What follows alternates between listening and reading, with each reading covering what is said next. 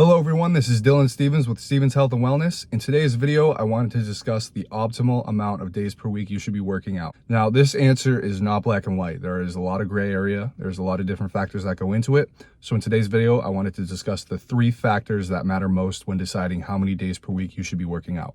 So the first and most important factor is your schedule and how many days per week you're realistically able to get into the gym every week for a long period of time. So think about the next 3 to 6 months in your life. Think about what's coming up, what kind of events you have, any family activities, holidays, stuff like that. And based off of that, decide how many days per week you're able to get to the gym every week consistently. People will say they want to work out 5 days per week, 6 days per week right off the bat.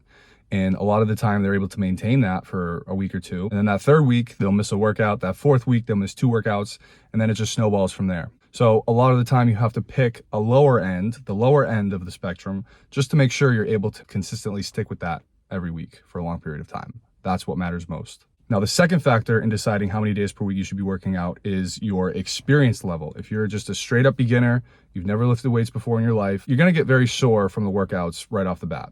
And you don't want to be hitting muscles that are sore. You don't want to hit a sore muscle. So based off of that, if you're going to the gym lifting weights twice per week and you're sore in pretty much every muscle in your body the entire week from those 2 workouts, then twice a week is probably a good place to start. You can obviously add days per week as you're noticing the soreness is going down, as you're getting into better shape.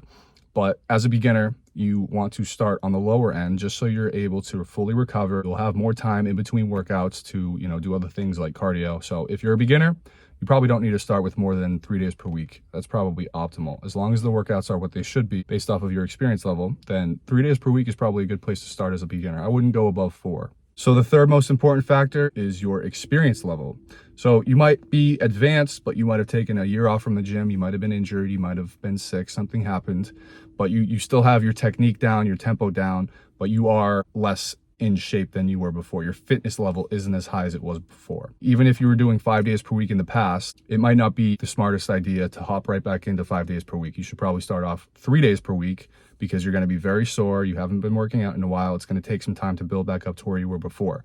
So if you're experienced, but you're not in shape, I would start with maybe 3, 4 max days per week in the gym. So there are a lot of different factors that go into choosing what's the optimal frequency for you to go to the gym.